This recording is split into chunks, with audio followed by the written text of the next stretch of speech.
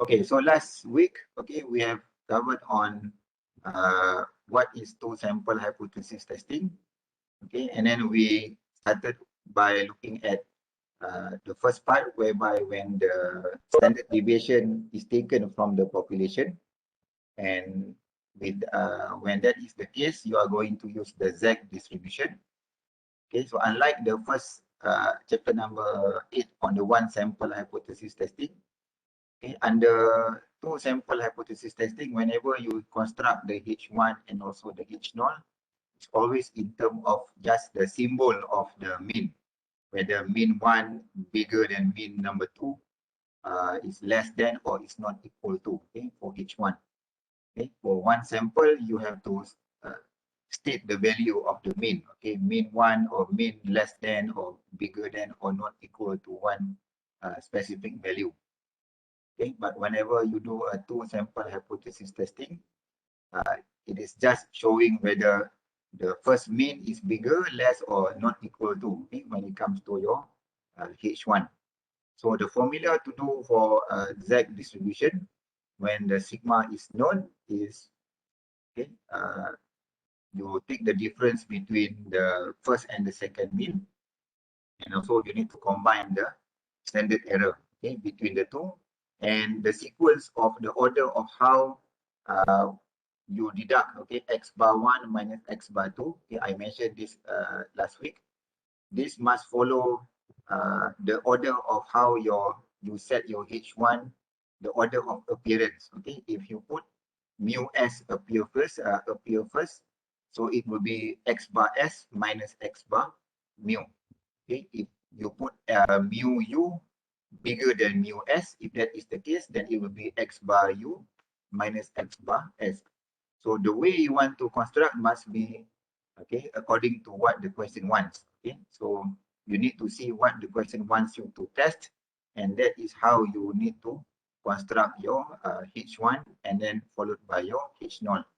And it, like in this example, mu s bigger than mu u, so the calculation will take the form of x bar s minus x bar u. And the conclusion is always in the three parts solution. Okay, and then we also look at when the sigma is not given from the population, i.e. you are going to use the T distribution. So the same principle, you have the 5 steps process, and the way you construct your H1 and your H0 is the same previously, whether you are using Z or T. But whenever you are doing, you are using the T distribution, so you need to construct what we call as the pool standard deviation. Okay, so so this is the formula that you can use. Okay, n minus 1 for, so just follow exactly as what you see here. And once you construct the pool standard deviation, you plug in into the value, and you should be able to calculate what is the calculated T. Okay, so the same goes here, x bar 1 minus x bar 2.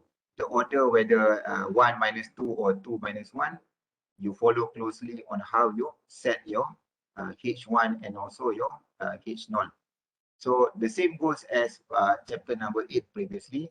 If you are doing a two sample hypothesis testing, okay, when your H1 takes the form, if your H1 takes the form of mu1, this is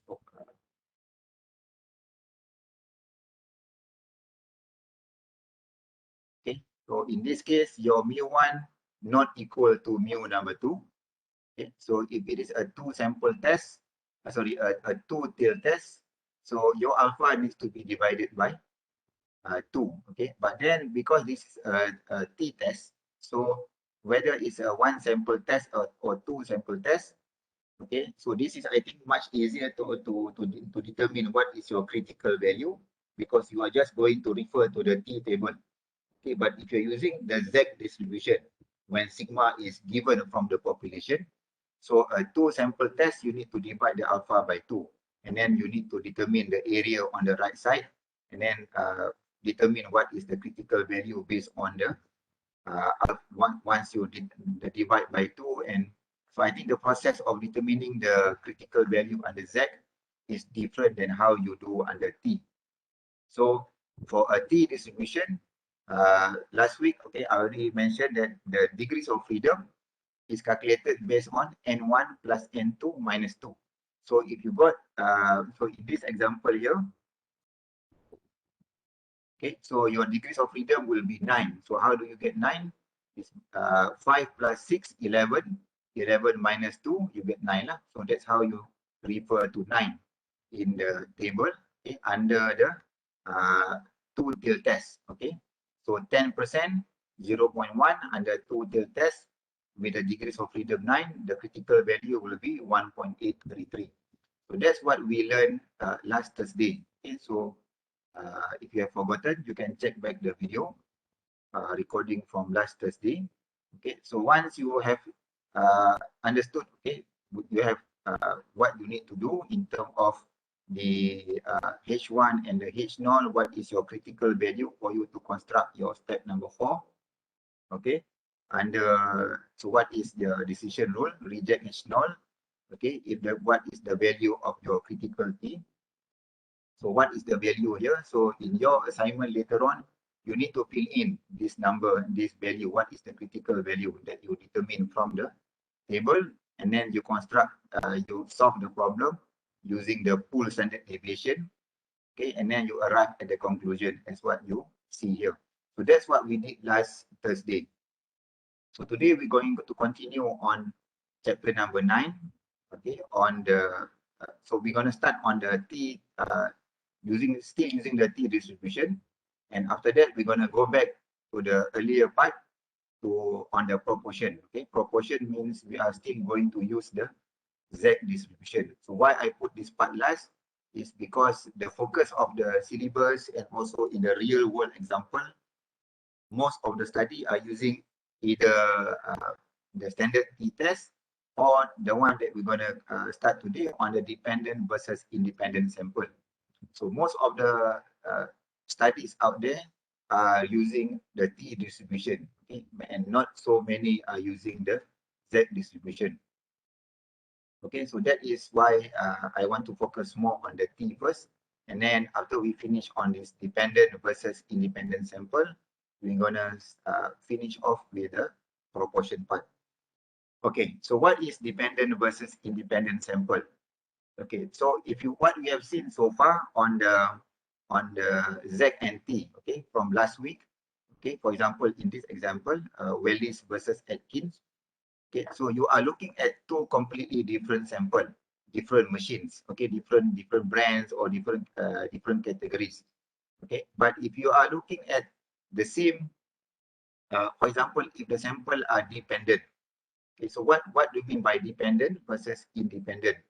Okay, so for example, a dependent sample is when usually you have the same group of people, but usually is what we call before and after study. Means that, for example, you give someone, you give the same group of people certain medicine, okay, or certain vitamin, and you want to see whether the effect of before taking the vitamin and after taking the vitamin or medicine has any changes to the same group of people. So that is what we call dependent, because they are still the same group of sample. Okay? But when they are drawn from two different population, meaning completely different, for example, performance of group A versus performance of students taking statistics from group B. So both are different population. Okay, our group A versus, for example, group B from different lecturer. So if we want to see the performance of the students, okay, in these two groups, so both are actually independent because they are taken from different population. Okay, so this is what we want to focus on. If our sample now becomes is an independent or is a dependent sample, so how do you treat the study? So what we have done so far in the previous week on last Thursday, for example, on this example here, so this is basically what we call as independent sample, because both are actually from a different population. Okay, Wellis versus Atkins. So these are not the same machines. Okay, so that's why we do what we did meaning just use the full standard deviation. Okay, so let's see what kind of example. Okay, so dependent sample that are paired or related in some fashion. Okay, so how do you calculate the t value? So if you compare from the normal pool standard deviation, okay, from last week lecture, okay, so this is what we do. Okay, whenever you do a two sample hypothesis testing on an independent sample, okay, group A versus group B, okay, male versus female, okay, to see the performance of, or any, as long as the two population are not related to from one another. So that is what we call independent. So this will be the approach that you do. Okay, but if the sample is dependent, okay, the same group of people before and after, okay, before taking the medicine and after taking the medicine, before taking the vaccine and after taking the vaccine. So what is the effect on that same group of people?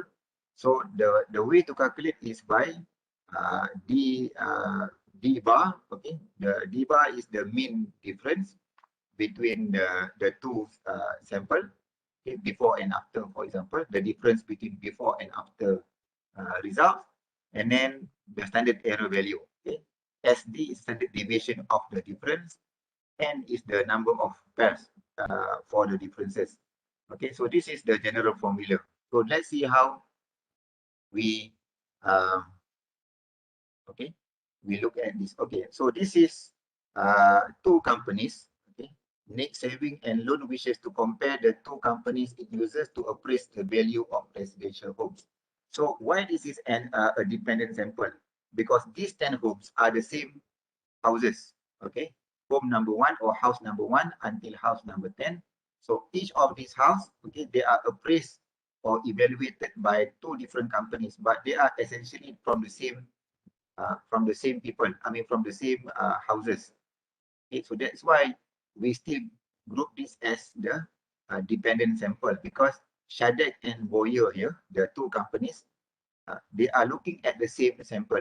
So this company, Nickel Savings, okay, this is like a bank, okay, Bank or CIMB Bank, okay, before they want to give loan to the buyer.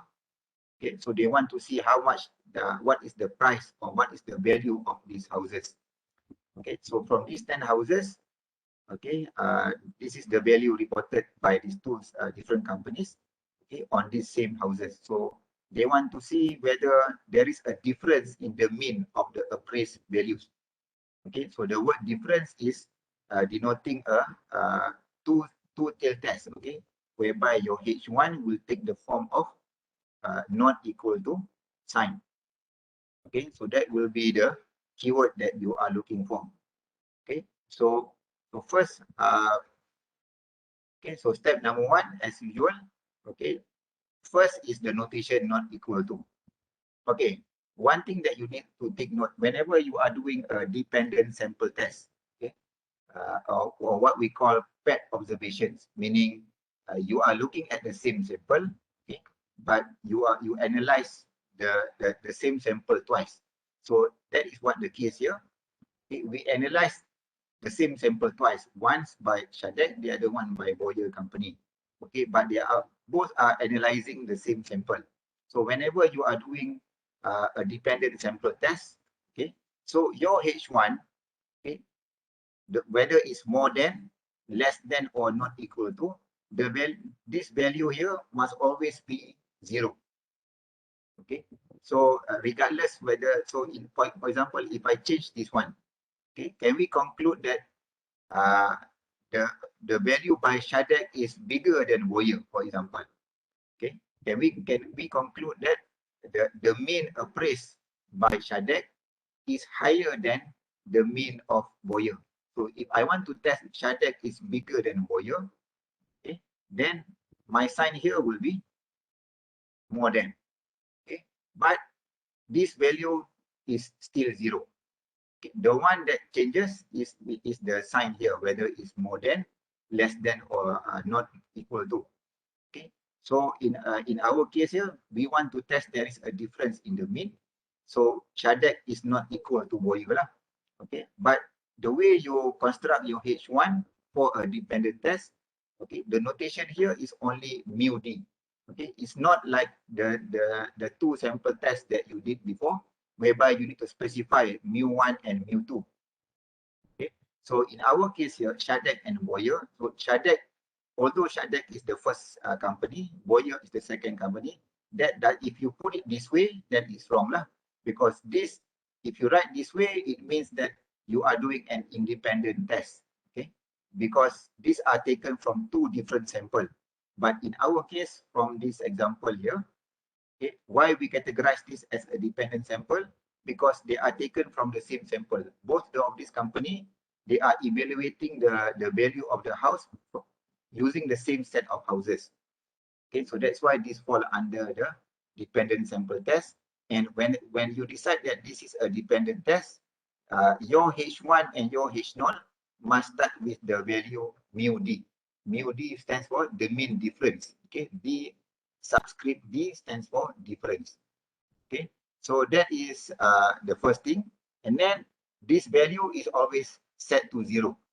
Okay, whether mu D not equal to 0 or mu D greater than 0 or mu D less than 0, depending on what you want to test. Okay, so in this example, the question asks you to see if there is a difference between these two values from these two companies. Okay, but if I change, for example, can we conclude that the mean appraise of Shadek is lower than the mean appraise of Boyer? So if I put the word lower, meaning that I want to see if the Shadek value is lower than Boyer, then the sign will be mu D less than 0. Okay, so that will be what we want to test. Okay, so once we are clear on how you construct your H1 and also your H0, okay, mu D here not equal to 0. So why 0? This is how you address, or this is how you construct your H1 and also your H0 under a dependent test. Okay, the rest is the same. Step number 2, what is your alpha? Step number 3, we are going to use t-test, because whenever you are doing a dependent test, okay, or a paired test, okay, you are always going to use the t distribution. Okay, so next is the same thing here.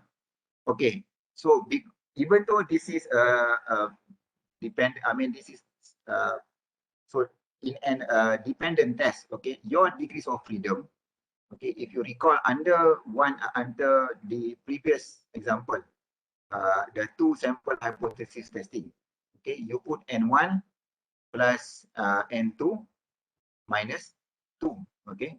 So if N1, let's say, is 10 sample, N2 is 11, and then minus 2, meaning you're going to get 19 as your degrees of freedom. Because why you are adding both? Because these are two different population sample. Okay, this is sample from first population, this is sample from the second population. Okay, but under a dependent test, your sample come from the same group of people. For example, in this example, we are evaluating the same 10 houses. So your degrees of freedom will only be n-1, which is similar to a one sample test in chapter number 8. So that's why what you are seeing here in the step number 4, okay, the degrees of freedom is only 9. Okay, from the 10 houses, n-1, you get 9 lah. Okay, so which part of the test? Okay, because you are doing a two-tail test under one, what is the, so you want to test at 5%. Okay, 5% alpha. Okay, so 0 point. Okay.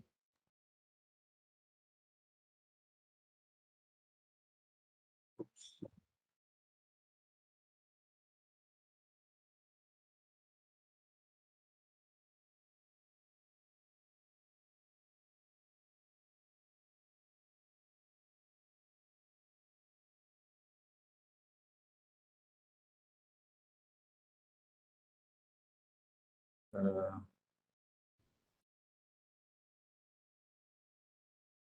Okay, so in this example here, okay, your step number 4, reject H0 if computer T is bigger than what value or less than what negative value.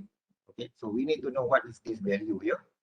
Okay, so in our case, we are doing our alpha is 5% or 0.05.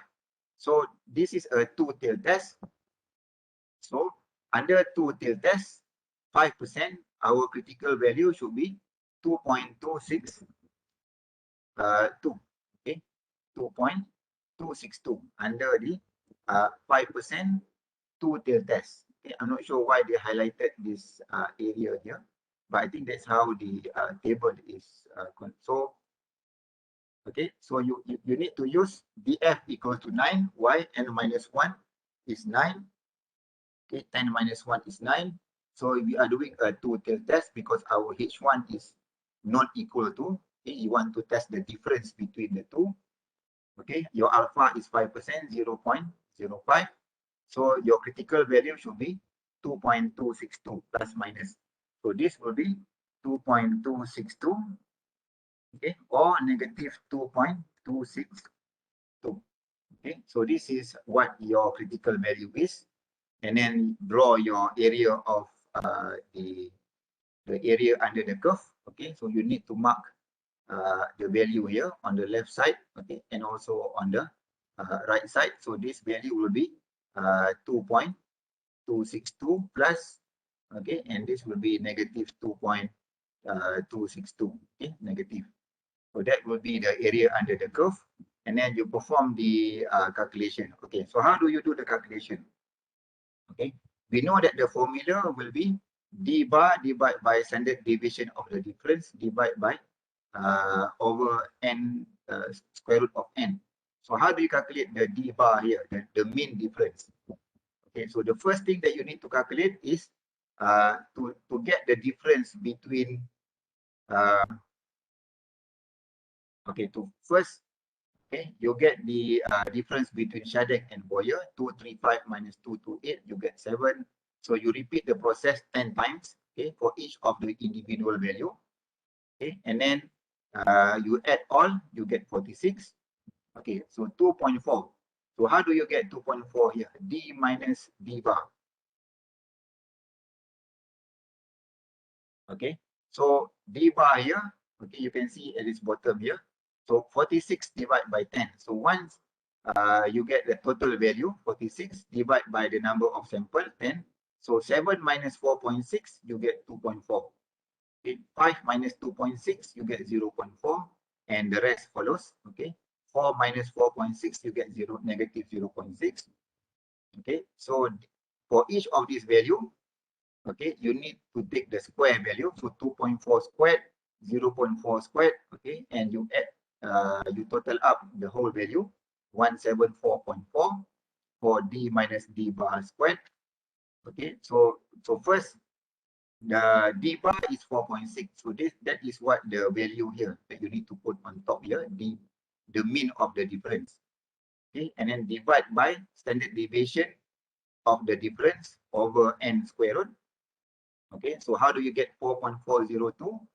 Okay, so here 174.4 is the squared values of from this, okay, and then n minus 1. Okay, so basically this is okay, so just follow this this method here. Okay, you take the difference between the two, you take the squared values, and then divide by n minus 1, 10 minus 1. Okay, and then you get the value 4.402 here, and then divide by n square root 10. So your calculated T is 3.305. So I think this example is very straightforward. Okay, how do you calculate D bar and also the standard deviation of the difference? Okay, so okay, so this is, so you get 3.305, and then you compare against your critical value just now. Our critical value is 2.262. Okay, so 3.305 is bigger than 2.262, correct? Okay, so our value is positive 3.305.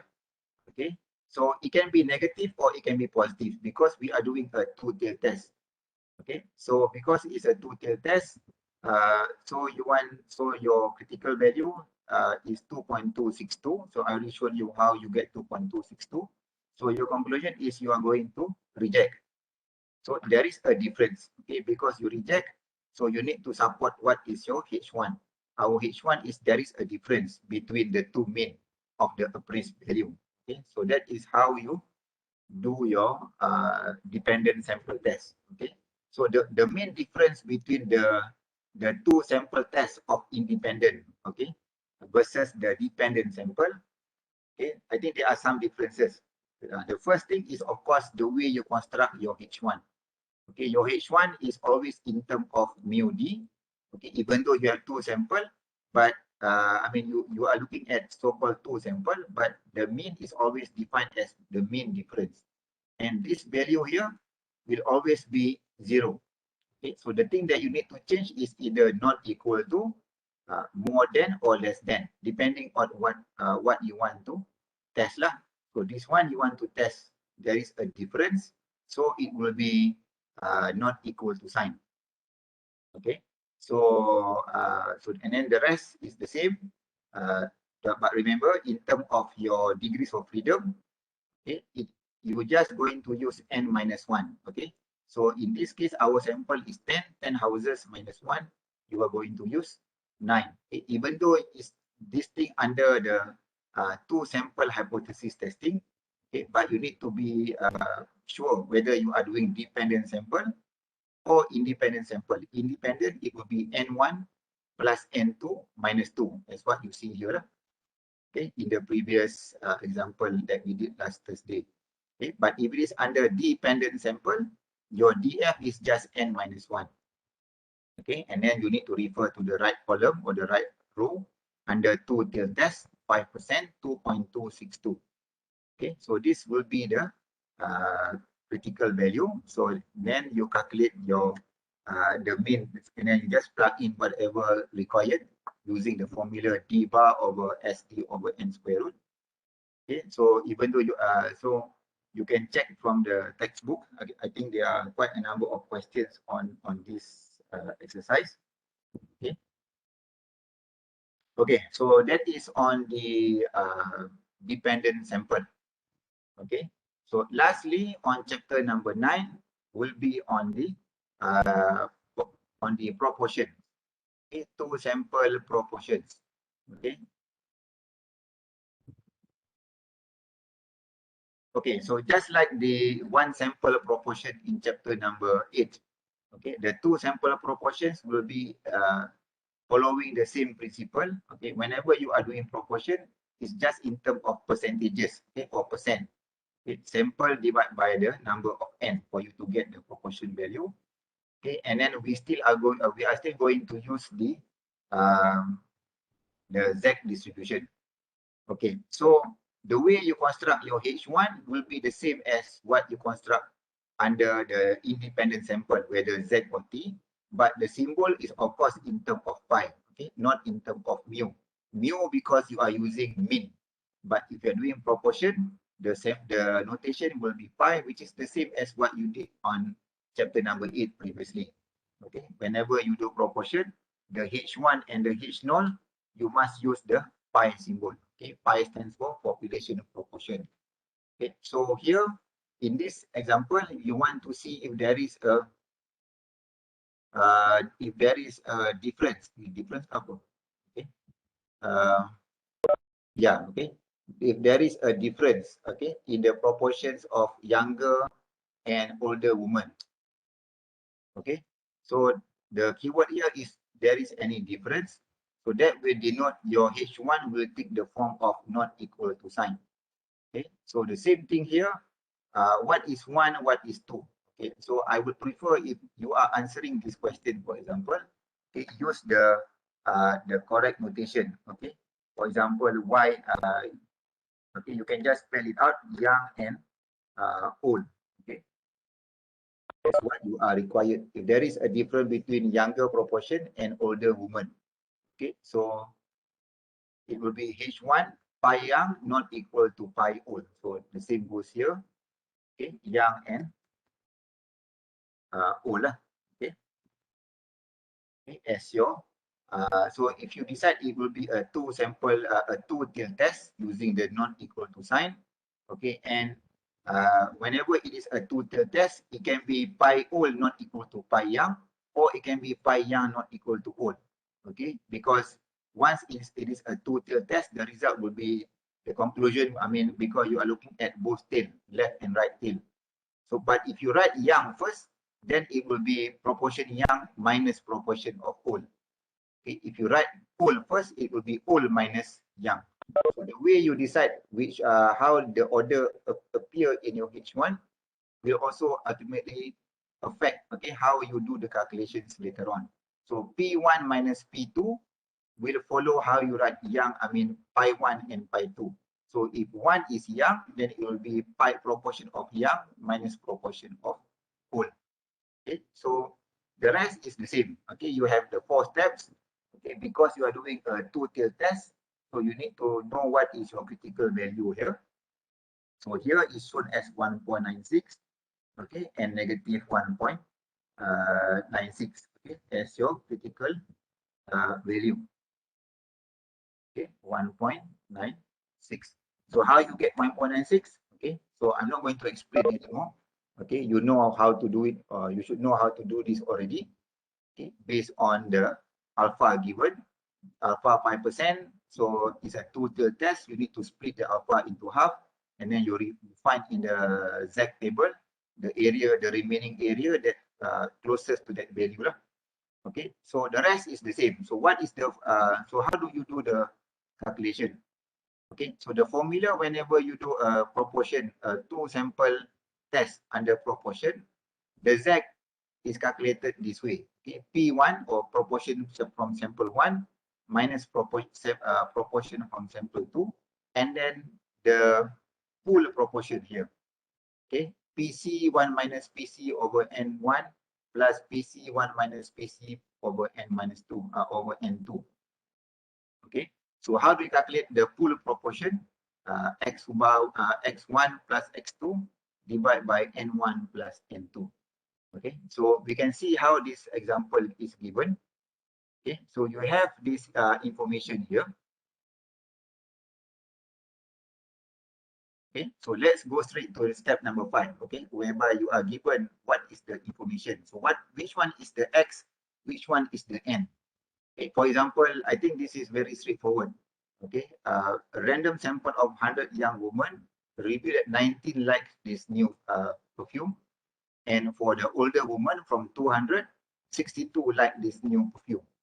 Okay, so 100 will be your N, X will be 19, 200 will be the N, 62 will be the X, okay, for X2 lah. Okay, so you just follow exactly what you see here. So first you calculate what is the proportion for younger woman, and then what is the proportion for the older woman. So P1 denotes young. Okay, you can see here, it's already defined here. So P1 is young, P2 is old. Okay, and then the full proportion will be this way. So you get 0.27. Okay, and once you get what is your P1, what is P2, what is PC, the full proportion, and then you can solve for this. Okay, again, okay, here P1 minus P2, correct? Meaning that young woman minus old. So why young minus old, not old minus young? I already explained just now. It goes back to you need to be consistent on how you construct your H1. If your H1 is young not equal to old, meaning that young appear first, not old. So it will be young minus old. Okay, so that would be how you see why young minus old here, and then the rest. So you get negative 2.21. Okay, negative 2.21. But if you do the other way around, you put old minus young, you are going to get positive 2.21. Meaning that if you do your your two-tail test, if you put young minus old, you are going to refer to the because your value is negative, so your decision will be on the left tail. But if you put old minus young, you are going to refer to the right tail for your decision, because your calculated Z will be positive 2.21. Okay, either way, you're going to come out with the same conclusion, because whenever you do a two-tailed test, okay, you can be negative or you can be on the right side. Okay, but either way, you must be consistent. How you write your H1 will determine how you the order of which one, what minus what. Okay, here young minus old. Okay, because your H1 is pi young not equal to pi old. Okay, the same goes as the t test and also the Z test for the independent sample previously. Okay, so once you calculated your Z value, and then you go, so because your Z is negative, so you are going to refer to the left side of the tail. Okay, so your critical value is negative 1.96. Your calculated Z is negative 2.21, which is inside the area of rejection. So you are going to reject. Okay, reject the null hypothesis. If you reject the null hypothesis, means that you are going to support H1. Okay, so you reject H0, meaning that you are going to support H1. Means there is a difference between young, the proportion of young and also the proportion of the older woman on the perfume thing. Okay, so that will be the three-part conclusion. Okay, so I just recap what we have done so far. Okay, so last Thursday, we started on the Z distribution. Okay, whenever you do a hypothesis testing, okay, for a two sample, so there are four things or four components that we learned so far. Okay, for chapter number 9. First, when the whenever sigma is given from the population, you are going to use the Z distribution. X bar 1 minus X bar 2 divided by the combined standard deviation. Okay, and then we move to if the sigma is unknown, you are going to use the t distribution. X bar 1 minus X bar 2 divided by the pool standard deviation as well. But of course, the formula is different. Okay, whenever you do the t test, when the sigma is not given from the population, okay, so you need to follow the steps under the t test. Okay, n1 plus n2 minus 2. Okay, so this is the pool standard deviation. So this what we learned last Thursday. Okay, and then today we start. Okay, we also learn on the dependent sample. Okay, what is dependent sample? The sample is based on the same group of people. Usually you want to see the effect before and after. Okay, so that will be the normal scenario whenever you are looking at dependent sample. So dependent sample, we are still going to use the t-test, but the formula to calculate will be slightly different. You take the mean difference between the results, between the sample, okay, before and after. Okay, so in this example here, the 10 houses are examined by two different companies, but the sample are still the same. Okay, so whenever you construct the H1 and also the H0, the notation must start by mu d. Okay, no other way lah, just mu d, which stands for mean difference. Okay, and the value here will always be 0, regardless what question that you do. The one that will change is the sign lah, whether it is not equal to, more or less than, depending on what you want to test. If this one means difference, means that the sign will be not equal to. Okay, and then finally we look at the proportion. Okay, proportion means we are still going to use Z distribution. Okay, so the formula to calculate the Z distribution, the calculated Z under proportion, will be to use the P, the proportion value, but you need to calculate what is the pool proportion first. Okay, so the example given here, I think is very clear and straightforward. What is P1, what is P2, what is the PC, the pool proportion, and the rest I think is very straightforward. Once you get the calculated Z, the rest is the same. You need to draw what is the area under the curve, and you need to write down your conclusion based on the three parts section. Okay, part 1, part 2, and part 3, whether it is inside or outside, and then whether you reject or do not reject. If you reject, what is the meaning of the conclusion? If you do not reject, what is the meaning of your conclusion? So I think you have more than enough examples so far, okay, from chapter number 8 and also chapter number 9, 1 sample and 2 sample tests.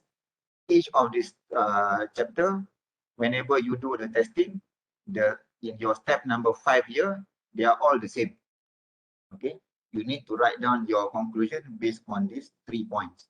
Okay, so that's how you are going to answer okay, for this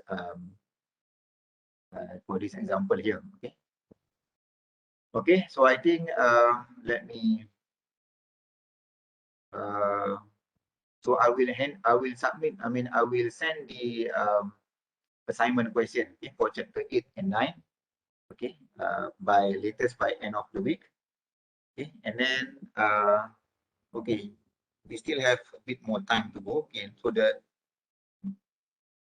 okay, let me give you a few questions from the textbook for you to submit, okay, as usual, so that I can see whether you understand or not on these 2 sample things.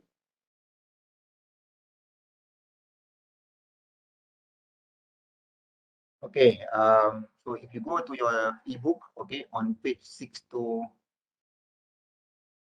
5, right? 6, on page 3 to 9, okay, 3 to 9, okay, 3 to 6, 3 to, okay. So on page 3 to 6, okay, so I'm going to give you some questions for you to submit. So I will give the link on your OL. You need to submit latest by tomorrow evening.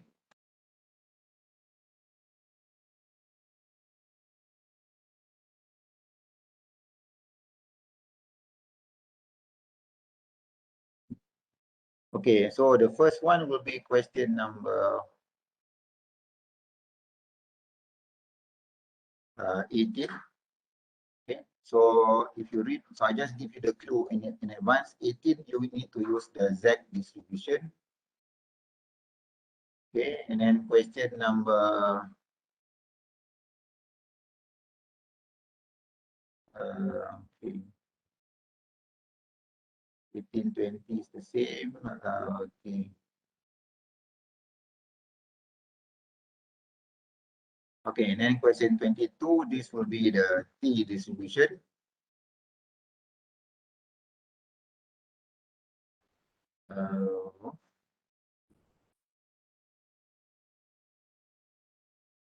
Okay, and then question number,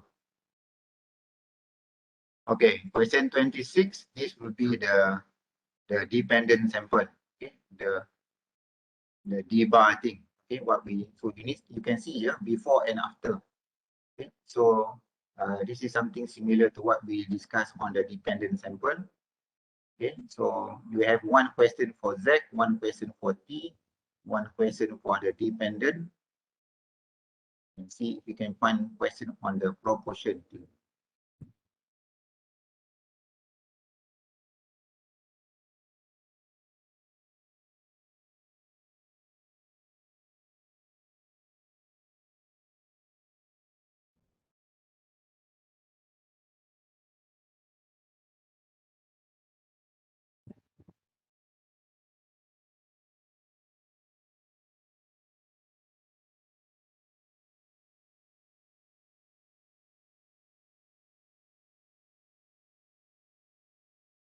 Okay, and then question number 30, this will be on the t-test as well, which is similar to what you did on the independent t-test, okay? So 30 is on T.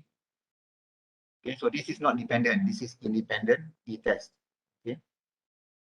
And finally, let me see if we can find something on proportion. Proportion.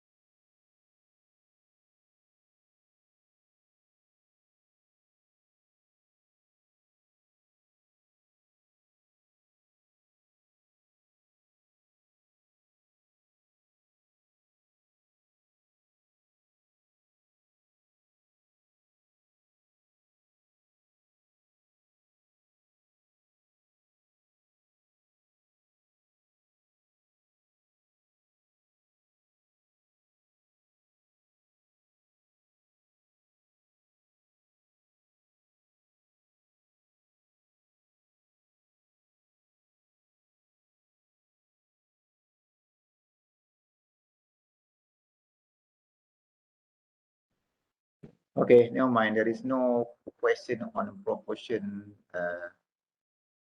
Question.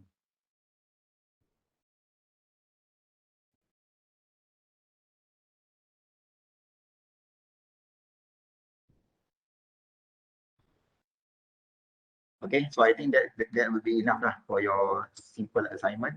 I mean, simple exercise. So I repeat again, it will be question number 18. Okay, and then question 22, question 26, and also question 30. So there will be 4 questions for you to do. 30, 26, 22, and 18. Okay, that starts from page 326.